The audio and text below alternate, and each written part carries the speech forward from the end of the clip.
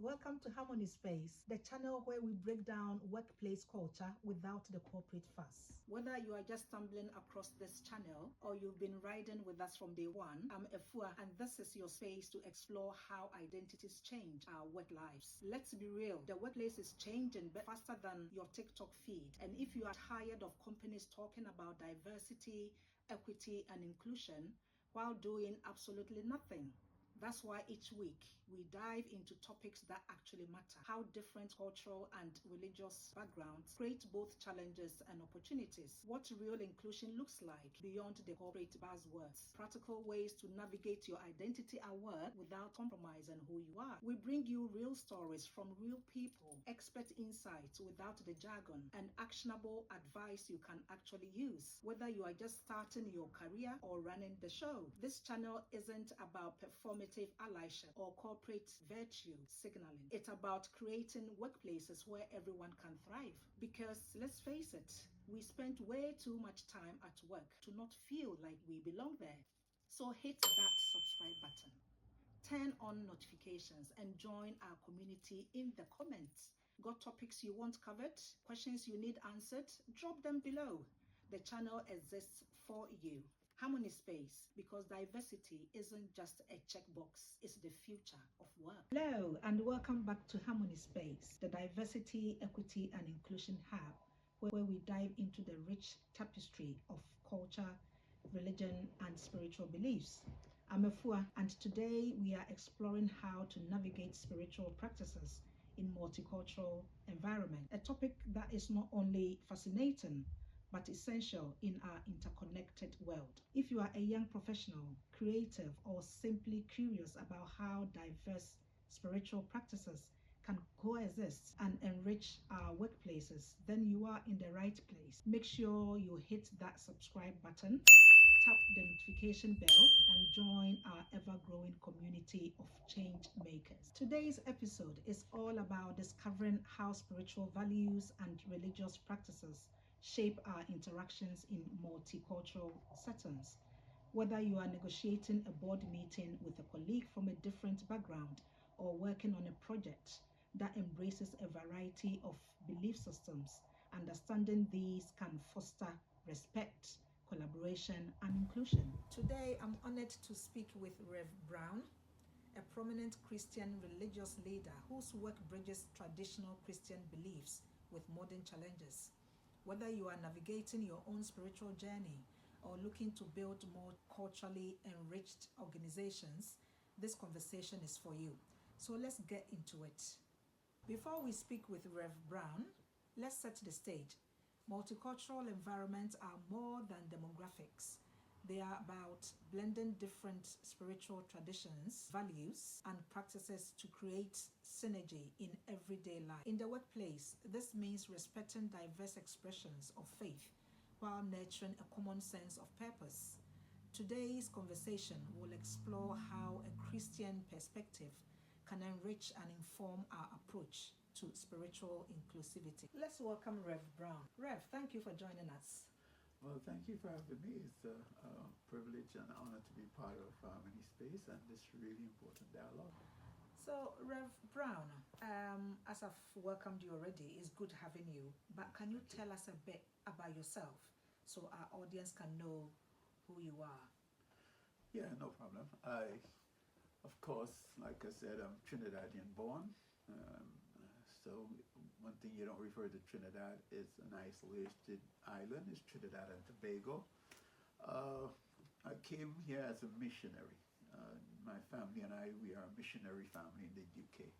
We've been here for over the last 20 years, and because of I think I shared a bit of this at some point in time where my first or initial call was at 14.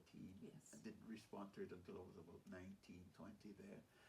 And from then I started to have a lot of, spiritual experiences that continued more like direction. And that is what has brought me here. What I was doing in Trinidad, I was working with our community, liaising between the schools and their children that was somehow suspended, and then working between the parents and the teachers to get the children back into school. We did a lot of community outreach work dealing with our elderlies and, you know, caring for them, TLC kind of thing. And my main focus has always been the young people. Coming into Oxfordshire, my wife and I, we have worked in Oxford proper, Oxford City. We've done some youth outreach there. And since then, I've continued to do a lot more detached youth work, working with like Chawel Community College there, and working within the community as more or less as a motivational speaker in one sense. Of course, when you ask me about the fellowship, I usually identify the fact that I pass to the community rather than a few people that you call members, and I found that has worked over the last God knows how long, many years. And now that we are in a place where we are able to do training, we have Gifted, which is our outreach arm of the ministry, GYFTID, Global Youth for Talent and Diversity. It's always been our outreach arm of the body, which we continue to do detached youth work and throughout the community. So that is as much as I could say. Okay. Yeah. Yeah. Thank you very much. That's quite insightful. Thank you. Yes, my pleasure. So, Rev, can you share with us your spiritual and religious path? How did you come to embrace the Christian faith, and what moment deepened your commitment in doing so? Well, again, it's great to be part of Harmony Space, and to even get to that question there. Coming up in the Caribbean, it's diverse. You have a lot of migration taking place in the Caribbean at the same time like it's taking place now here. And we have the various expressions of faith, and although some are claiming to be Christian, they have brought in a lot of Afrocentric practices like Yoruba, and of course we have the Hindus and the Muslims. So I'm coming up in all of this, and I'm looking for me, basically, historically, in these things, and I wasn't seeing it. And you have to understand that in my search, I'm coming from a very Afrocentric conviction, because you have Bob Marley, Peter Tosh, Big Youth, a reggae artist, and they're talking to us. They're like our prophets then. So as a young person coming up, you try to connect with some sort of spirituality, and again, our reggae artists were mostly our prophets, so to speak. That's interesting. Yeah, and I know a lot of people haven't heard it like that before, but that is actually the case of many of us in the Caribbean. Okay, and of course these artists, they're pointing us to Africa, all right, especially Bob Marley. Yes. And but the time came when you really needed more than a song. And so with your parents taking you through Catholicism and Spiritual Baptist, which again is a combination of various African influences. And then I found myself looking at the scriptures now, and since this was the reference, I kept trying to find a pattern in these various movements, because wherever your parent went, and that's where you went. All right.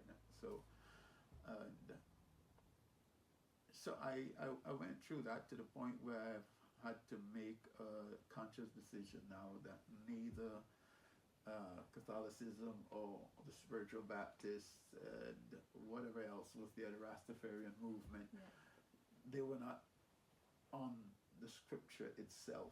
So I had to make a quality decision now and move over into Pentecostalism. That's what happened. And of course, it's a moment of crisis. Yes. And so I needed answers, I needed prayer answered, and I needed the divine. I need some intervention that affirmed that I was connected with God. And so I found it in Pentecostalism. Great. That's quite interesting. So what would you say, I mean, with all that you said, when you found your path, you know, with Christianity,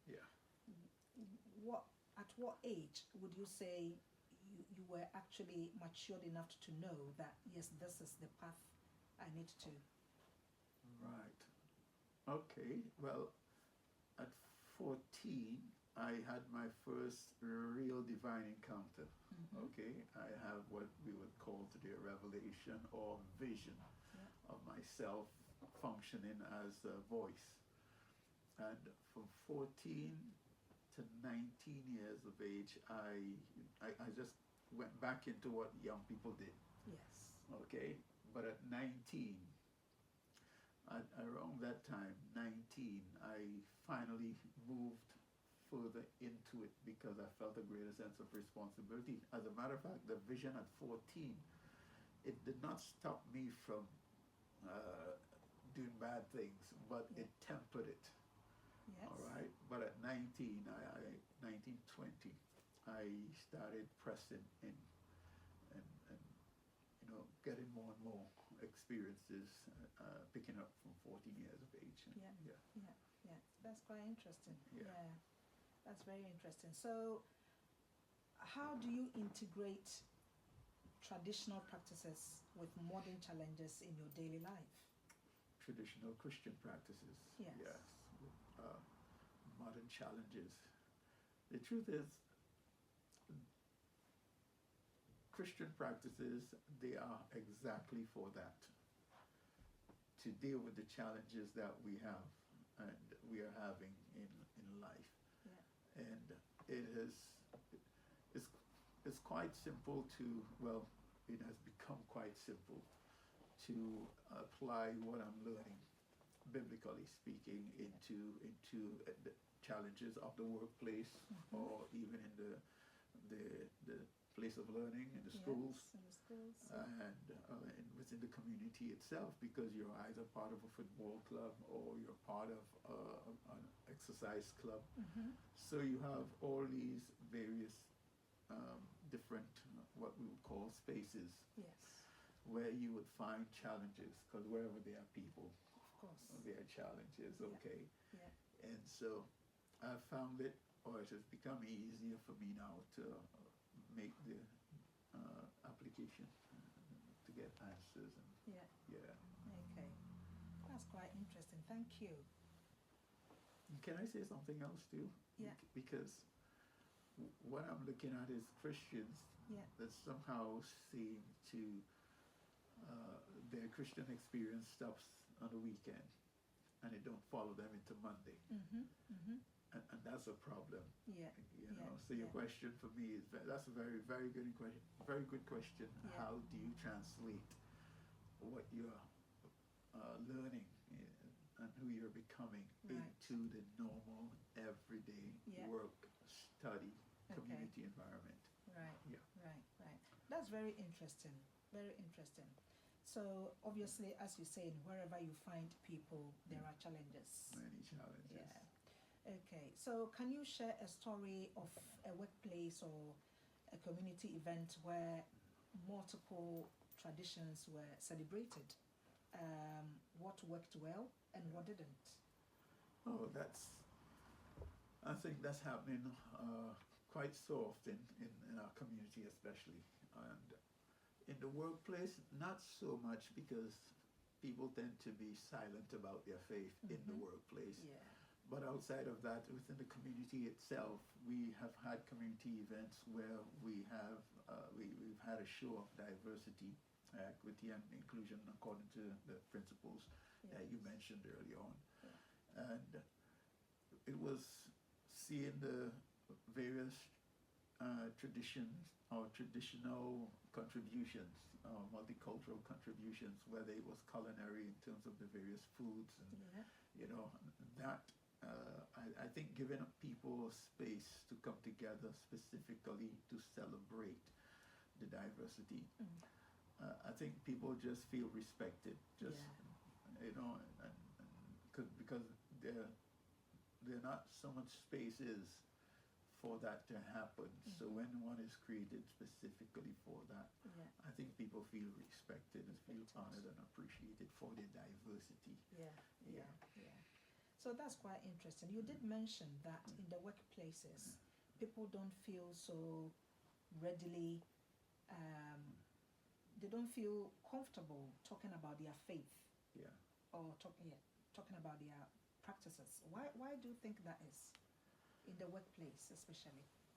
Well, contrary to what people might tend to believe, where in the workspace there is equality, Mm-hmm. it's not really 100% like that. Yeah. And Yeah. people somehow know that. There's a sense of where they don't feel like this is a place or the space to be specific about your faith. Yeah. You know, so what happens is that I put myself in there too many times, we try to project what is the best of our faith.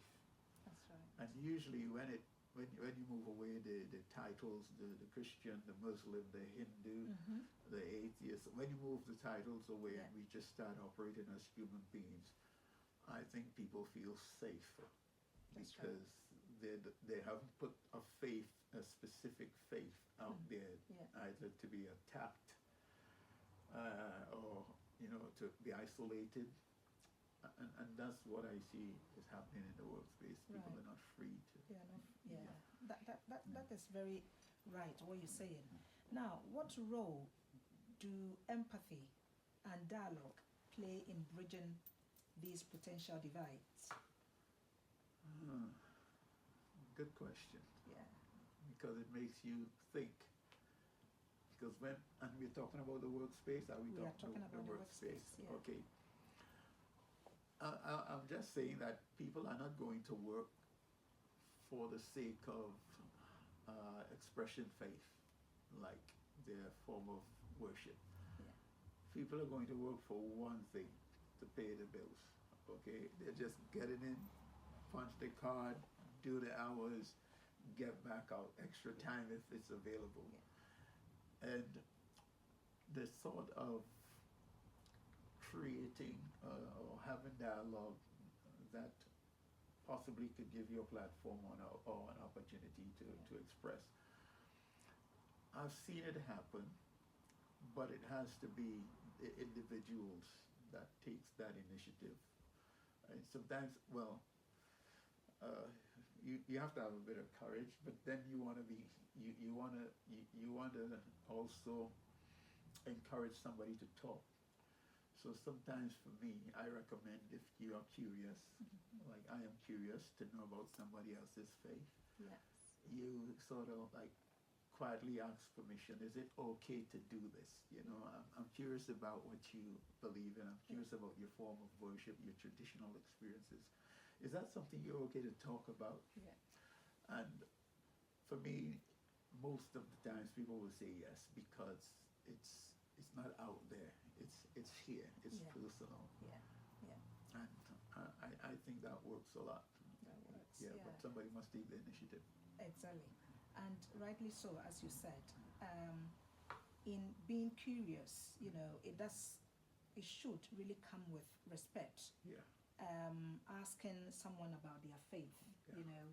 It's got to be done with some Yeah. level of respect. Lots of respect. Yes, and some level of acceptance, As well. Yeah. to be able to, get somewhere with it, really. Yeah. I think the mere idea that someone is asking about your faith, Yeah. it provokes a sort of appreciation. That's right. Yeah, and it should be encouraged in the workplace. But like I said, people are not just going in to get their bills paid. But we need the courage to do that. We need a bit of courage to be able to cross and ask, go across the floor and ask about other people's faith. And it should be encouraged. Yeah. That is so true. I mean, that tells us that Christian teachings often emphasize love, compassion, and service. Yeah. And how can these core values translate into practical strategies for fostering inclusive, respectful environment, both in our communities and the workplace? Yeah. Let me kind of just even broaden this topic. I had the opportunity to talk in Israel. That was some years ago, and we were talking about fight. At that time, the theme of the conference was the roadmap to peace. Right. And of course, you're looking for a whole lot of political references and name dropping. You're looking for deep historical references and Yes. things like that. But I couldn't go there, not because I couldn't in the sense of ability, but the same question you're asking there about faith expressed in the workplace. I always would like to take it from a place where it makes sense, where it's coming down to decency, courtesy, Yes. just little things that we do for each other, holding the door open, assisting with weight or load, luggage to carry, something, lending an umbrella, or giving a lift. And to me, when we talk about communicating our faith effectively, it doesn't necessarily have to come from a textbook chapter and verse conversation. No. I think in the simple way we treat and relate to each other, it says a lot about your faith. And if your faith is exhibiting those things, I mean, like I said, I just referenced in Israel there where we were talking and having all these big people gathered together to talk about. Now we know Israel is the hottest place on the earth. All right. Is it? Well, yeah, it is. And it's not even Ukraine.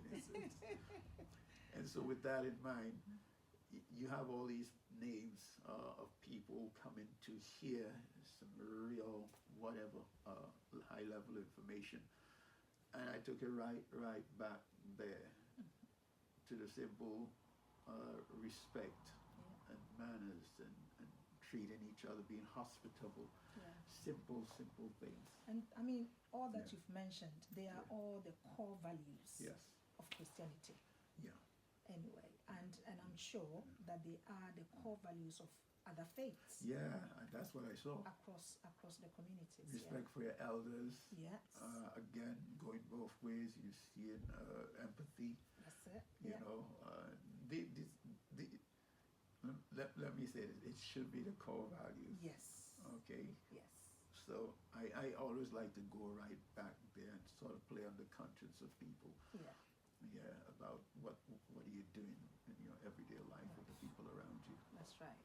So, I mean, I think we've touched on, but I was just going to ask, what are the practical ways that a leader can actually embody these principles at work? And of course, we're coming from I know we said leader, and leadership is a broad term, and it doesn't really, it's not really confined to any faith particularly. Yes. So I'm going to ask, are we referring to the Christian or the faith-based people? It's the faith-based Yeah. people. Because in the workplace, Yeah. we'll find Christians, Yeah. we'll find Muslims, we'll find the Hindus. So they all are, in the leadership. Yeah. You find all these people, In leadership. different faiths in leadership. Yeah, and for me, I've had the opportunity to work both with and under leaders of various faiths, Yes. and true leaders, regardless to their faith, true leaders that have no mommy issues and childhood issues and bullying issues, true leaders. Yes. They always arise to the occasion where integrity and empathy and good relationship building, PR skills. Yeah. Good leaders, regardless to their faith, they always rise to that and display. Now I've seen that both in leadership and under leadership. Yeah. Yeah, I've seen it and had the experience. And so Okay. for me, leadership, it doesn't change because of your faith. Yes, that's how it should be, Yeah. really. Yeah. Yeah. That's good to know. I mean, it's very good to hear from you with your experience. So, how can employees initiate conversations about spirituality in a way that's inclusive rather than intrusive? Ask permission. Ask And permission. that is respect. Yeah. Having the respect to ask Yeah, permission. ask permission. You are right. Yeah. Yeah. Can we, is it okay? I'm curious, express curiosity Yeah. and ask permission. Is it okay? Can we Okay. talk about this? Because I'd Okay. really like to know Okay. more about Yeah. this. Yeah.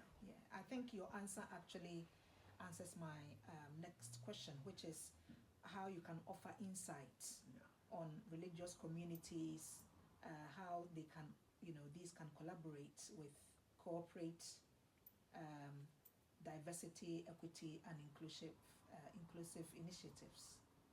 Yeah, it's leaning on the same thing Yeah, that we said That's there. right. Yeah. And again, people love to be respected. People gravitate Yeah.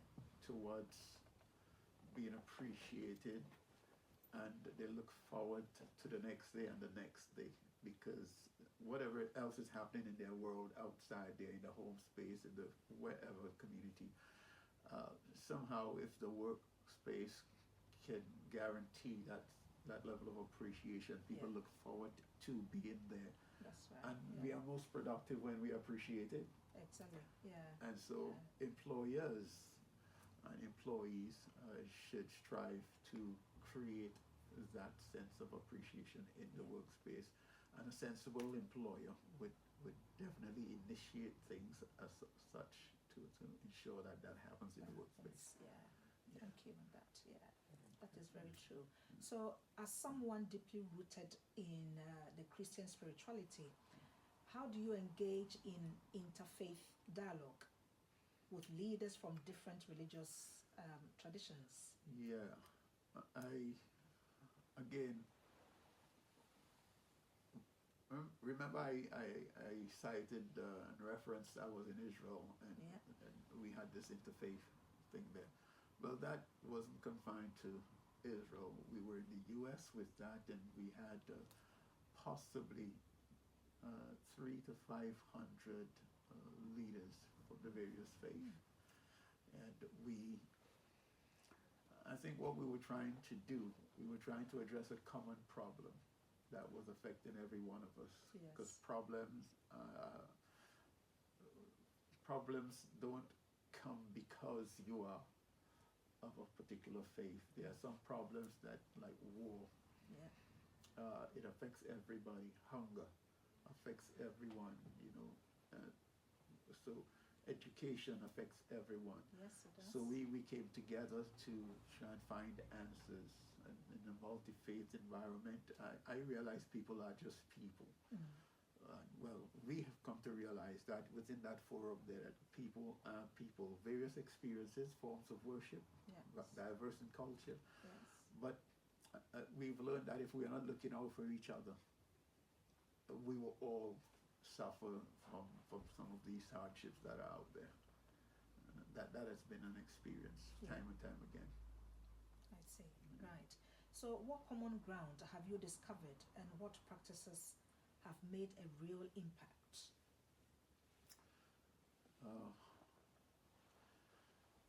We sometimes gather in London.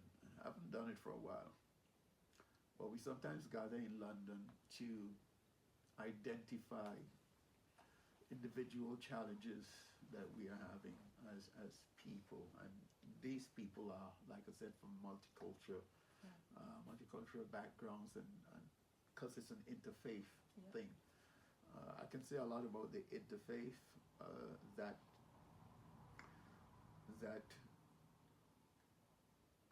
would affect adversely that whole concept of coming together, and it would just serve to fragment the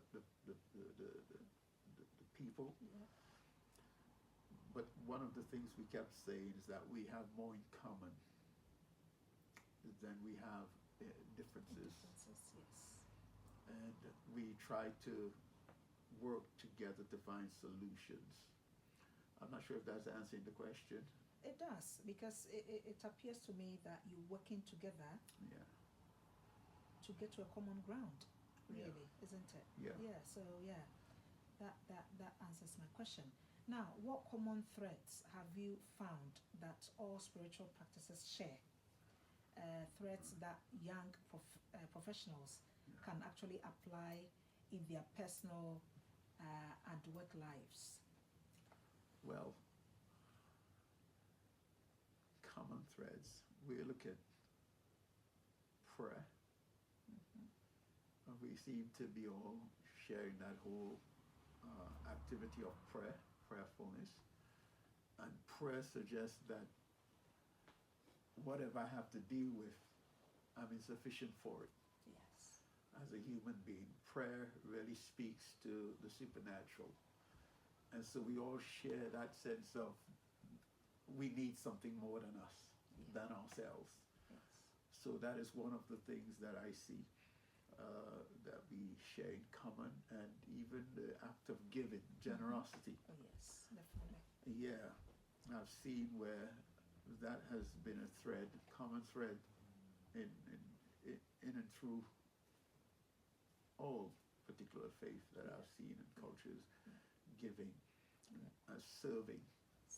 Yeah, there's some threads like you've asked there that are very strong for community building. Of course, it starts in the home, but it works its way into the public space. That's right. Yes. And those are some of the things that I am seeing. There are needs there. We all have needs. Our needs are common. It's the same. Yeah. And it's amazing when we come together to help each other. Yeah, to support that. And we can go back in the back, and when we go back into our separate spaces and discuss other things. Yeah. But when it comes to the survival of the whole, I think these are some of the common threads that runs through us. Yeah. And they're all quite very important, very unique, solemn kind of common grounds that you all share. Yeah. You've talked about giving, act of giving. Yeah. You've talked about prayer, which across the faiths it's seen. Yeah. So that's quite good. Yeah, hospitality and all of these things, it goes a long way. I think what happens too is that sometimes we do need a common pain to bring it out of us. Yeah. Whereas either we as Dr. King says, is either we become non-violent or we will become non-existent. It holds true today. I like that. So in a world that sometimes seems so divided, what inspires you to keep building bridges? Yeah, hope. I am very optimistic about tomorrow. Yes. I have children, I have grandchildren, and so we try to leave the world a better place than the one we inherited. And if I can shout it from the mountaintop, that's what I'll be shouting to every human being. Leave the world better than you found it. Yeah, for your children. Yes, good. So how can understanding a colleague's spiritual perspective contribute to more empathetic business decisions? Can I just go deep a little bit? Just a little bit? Okay. All right. As a Christian, I understand the wider world where we have spiritual, supernatural entities at work. Yeah. And for me, when I understand that someone is not a Christian, I see that as a need to empathize with them. Because though they may have some form of worship and they seek to draw on supernatural support, I think a lot of times they're not aware that everything supernatural is not good. And so I have a lot of empathy for them, with them, towards making some kind of effort with lots of respect to try to open their understanding more. So hopefully, they can come into a better place. Yeah. So my empathy goes out to people that are non-Christians. Conversely now, and if we try to understand each other like just understanding our faith,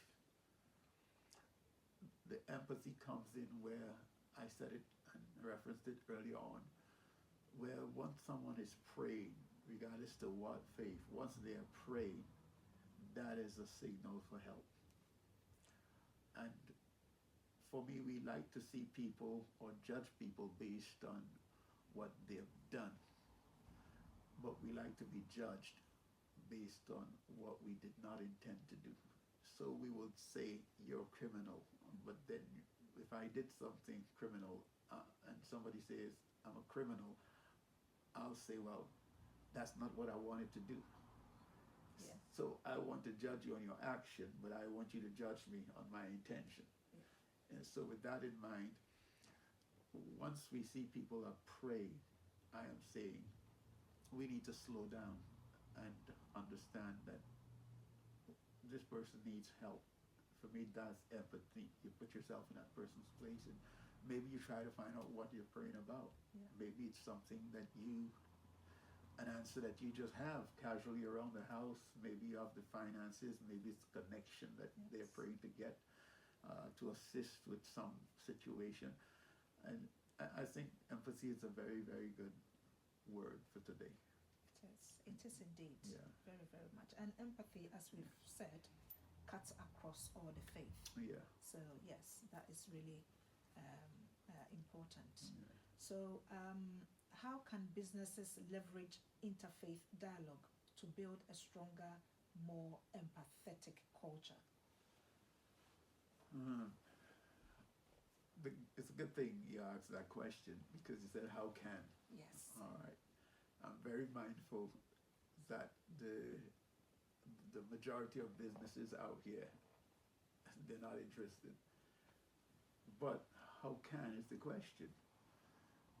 And there should be a sense of, if we're talking about proper businessmen and leaders, and employers, there should be something that says, if these people are united and they're respectful of each other, it's going to produce a greater work culture. And that is what we want. Yes. Happy staff, happy customers, Yes. happy owners of businesses. And So more productivity. more productivity. People want to come and just give their best. Yeah. So an employer, managers, leaders, if they're thinking for good business, successful business, I would encourage them to help create that opportunity for people to have dialogue in the workplace about that, with respect. And that's a good investment to make. Yes, it is. Yeah. Yeah. Thank you on that. So finally, Rev, with the rapid pace of social and technological change, Yeah. how do you see the role of spiritual practices evolving in multicultural environments? And what should be the next generation of, what should the next leaders be preparing for? All right. Now, okay, just so that we are clear, Yes. we are moving into a world, just to give that question some sort of, my answer, some sort of context. Yeah. Okay. We are moving into a world where religious wars are taking place. How do we move forward in that world? Looking for religious unity. Yes. I think that's the question, or what should the next? Yes. Yeah. I think in spite of all of that, there's a song we sang, a hymn rather, that says, "Brighten the corner where you are." Mm-hmm. I think in spite of all that is happening out there on the larger scale, on the world stage with religious wars, I'm encouraging people to brighten the corner where you are. We don't have to follow what is happening out there. We can decide to support and be supportive of each other. We don't necessarily need to agree on our various forms of worship, but we can support each other in the areas that doesn't compromise our diverse forms of worship. And of course, I would suggest that still, like you said early on, that consistent with all faith, uh, the normal human things that makes us work together, and we are able to share a vision outside of that worship. We are able to share a vision to be supportive of each other's towards survival, to be honest. So that is what I would encourage the next generation, the generations following, to look for. Where can we be supportive of each other? Where can you be supportive within your community? You know, and play your role, whatever that is. Yeah, play your role. Whatever that is, play your role. Yeah. And that's very important. Yeah. Yes. So, are there emerging trends or practices that you believe will redefine spiritual engagement in the workplace? Yes, but it's not positive. Why is that? It's not positive because where we're going, because policies or politics are influencing our work environment strongly today. And it's not positive to know that I'm coming into a place where, based on policies that are coming down, I am not free to express as a Christian my faith, not necessarily pray in the workspace to per se, but there are other things that stems from my faith that I feel it's going to be, or I have seen it is going to be challenged in the workplace. So going forward, it's a very scary work environment that I am seeing that is being created around us. And how do we navigate through that? So, are you saying that the workplace is not faith-friendly space? Yeah, that's exactly, if I can put it like that. It's not faith, it's becoming very faith unfriendly space. And how do we do that? How do we manage that? How do we, how do we advise our young people? Because we have young people in our churches. How do we advise them to go forward? And there are some things they are going to ask us to be silent about when our faith compels us that we need to cry out about. And not with disrespect, but what we're saying is to address it. Okay. So, what you're saying, I think this is embedded in the policies. Yeah. Would you say it's all embedded in the policies? Oh, yeah. That does not allow. Yeah, and it people challenges. to- Yeah. And it challenges. It's challenging our faith tremendously. Yeah. And again, we will be challenged. It's like Daniel in Babylon, like Joseph in Egypt, like Jeremiah. Your faith is going to be challenged in the workplace, and politically speaking, it is coming down through policies. Brussels is going to do their best to to to it's a sense of trying to get rid of the very notion of God from the collective consciousness of the people, and that is what's happening. That's what's happening. Yeah, subtle is happening. I'm afraid it's going to become more and more overt rather than covert sooner or later. Yeah, yeah.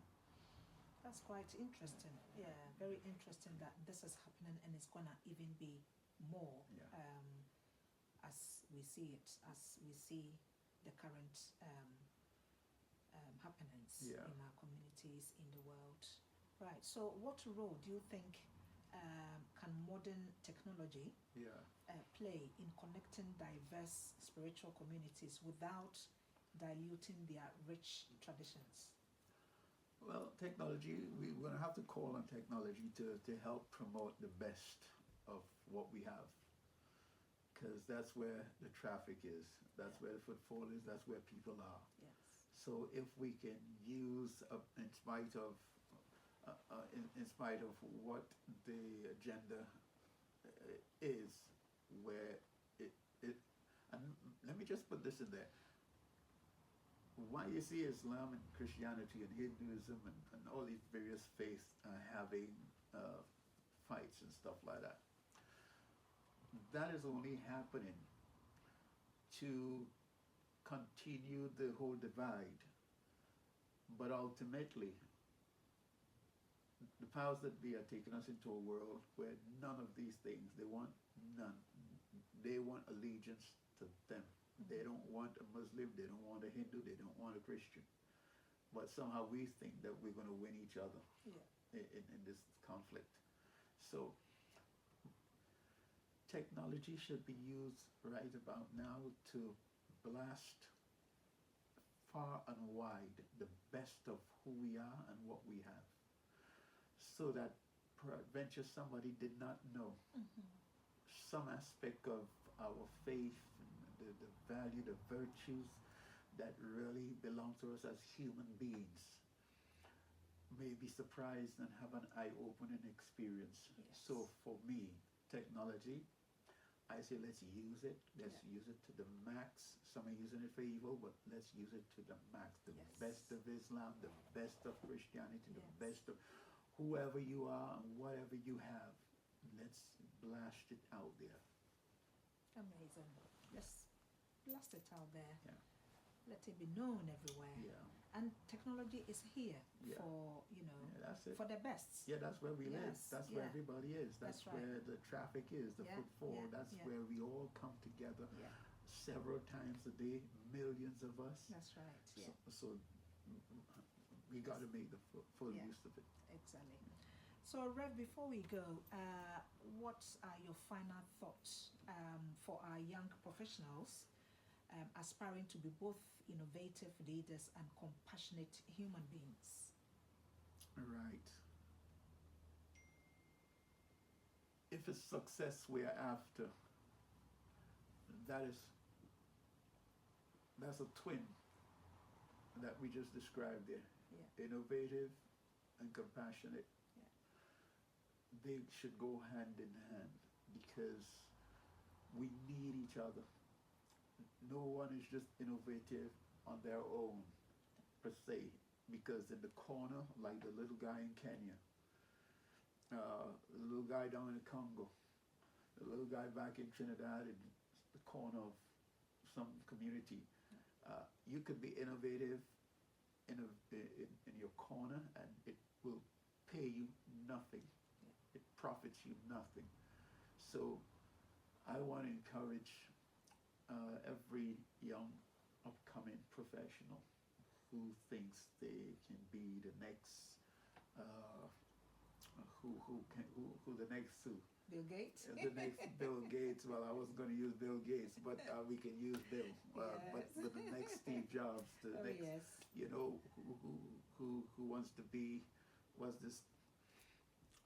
All right, the next success. All right. Yeah. That he must nail down that quality of compassion. Yeah.